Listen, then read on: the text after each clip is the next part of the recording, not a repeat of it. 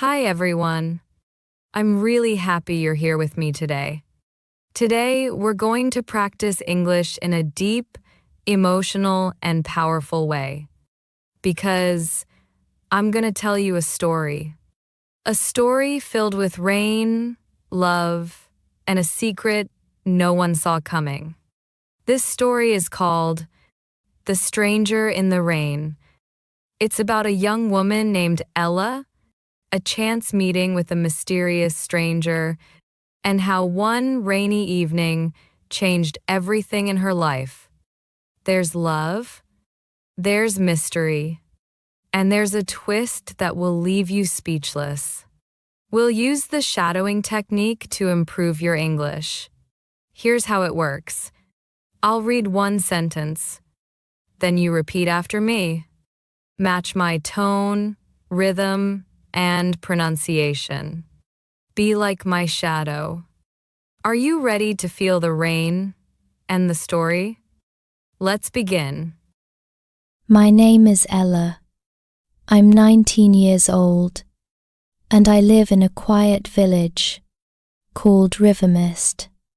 It's a peaceful place, surrounded by green hills, muddy roads, and small houses with wooden roofs. Life here is slow. Every face is familiar. Every sound is known. I spend most of my time writing in my journal under the big willow tree near the stream. I dream of stories, cities, and a life beyond the fields. My family says I imagine too much, but deep down, I feel like something is waiting for me. Then, one rainy afternoon, everything changed. I was walking back from the market, carrying a basket of vegetables, when I noticed a black SUV stuck on the roadside, half buried in the mud. The rain was heavy. A man stood beside the car, waving his phone in the air, searching for signal. He saw me and hurried over. "Hey, can you help me?" I nodded slowly. "There's no signal out here. No garage either. The next one is about 15 kilometers away." He looked frustrated and lost. Water dripped from his hair. His clothes were soaked, but his eyes, sharp and deep, felt completely unfamiliar. "You can wait at my house," I said quietly, "until the rain calms down." His expression softened. "That would be amazing. Thank you." His name was Evan, a documentary filmmaker from the city. He was traveling through rural areas for a project. He'd taken a wrong turn and ended up here. My father let him stay the night. That evening, Evan and I sat under the tin roof, listening to the rain. We talked. He asked about my life, and I told him everything. My poems, my dreams, the silence that sometimes felt too loud. "You don't belong here," he said suddenly. I looked up at him. "I mean, you do, but your soul doesn't. You're meant for more." His words stayed with me. Evan's car took 2 days to fix. In that time, he became part of our small world. He helped my mother in the kitchen, showed local kids how to use his camera, and listened to my poems with quiet patience. On his last day, we sat beneath the willow tree. "Ella," he said softly, "you've changed something in me. I don't know what, but I'm not the same." He kissed my forehead and left. I thought that was it. Just a moment.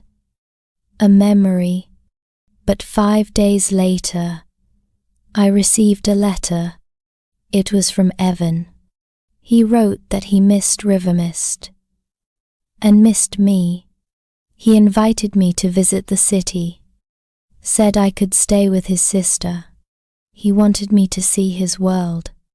I was scared. I had never left the village, but I couldn't stop thinking about him. With my parents' hesitant blessing, I boarded the train the following week. The city was loud, fast, and endless. I felt like a raindrop lost in a storm, but when I saw Evan waiting at the station, holding a rose and smiling like a child, I felt safe. I stayed at his apartment for a few days. His sister Lena was kind and welcoming. She treated me like family. Evan showed me a new world. Art galleries, poetry cafes, quiet spots hidden in the chaos. He introduced me as someone very special. At night, he'd play music and ask me to read my poems aloud. "Ella," he said once, "you have no idea how rare you are." I had never been happier. But happiness always comes with a test. One evening, while Evan was out filming, I was in his study searching for a book. That's when I found an old file. Inside were photographs, black and white, torn around the edges of a girl. She looked like me. Same long hair. Same eyes. Even the small mole under her left eye. Confused, I flipped through the pages. There were notes written by hand beside each photo. Ella, Day 3, responding well. Ella, Day 7, beginning to trust. Ella, Day 10, attachment formed. My hands began to tremble. It wasn't me. It was someone else. Someone named Ella, from a year ago. The last photo showed the same girl standing under the willow tree in river mist. The next page was blank. When Evan returned, I was sitting on the floor, the file in my lap. He froze in the doorway. "You weren't supposed to see that," he whispered. I stood. "Who is she?" He looked down. She was the first Ella. My voice shook. "What happened to her?" He didn't answer right away. "She left," he said finally. "Vanished. I searched for her everywhere." "She trusted you," I said. "Did you hurt her?" Evan stepped back. "I loved her, just like I love you."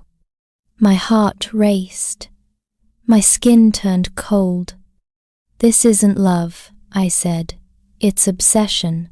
He reached out, but I stepped away and ran.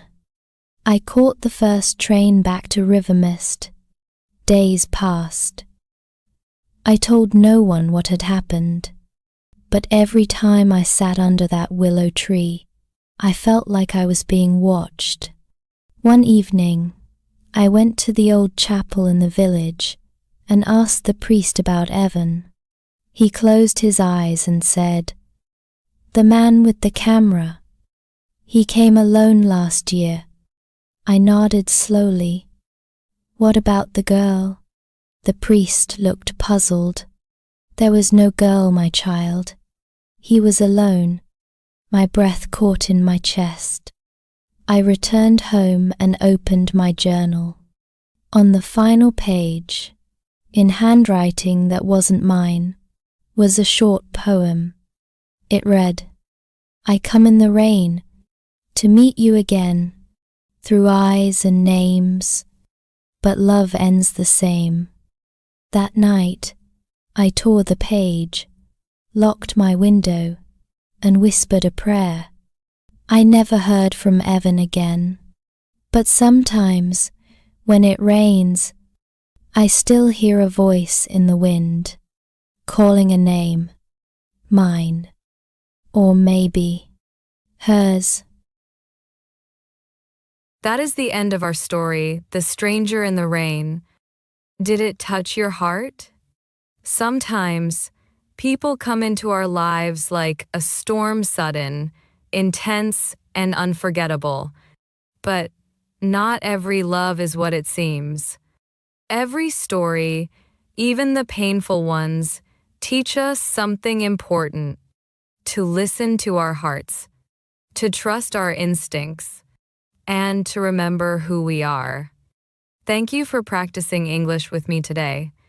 Remember, when you feel the emotion, your words become powerful. Keep using the shadowing technique every day. Even a few minutes can change the way you speak and how you feel. If you enjoyed this story, please like the video, subscribe to the channel, and tap the bell icon so you never miss another story full of feeling, mystery, and life. I'll see you next time. Until then, take care and stay safe.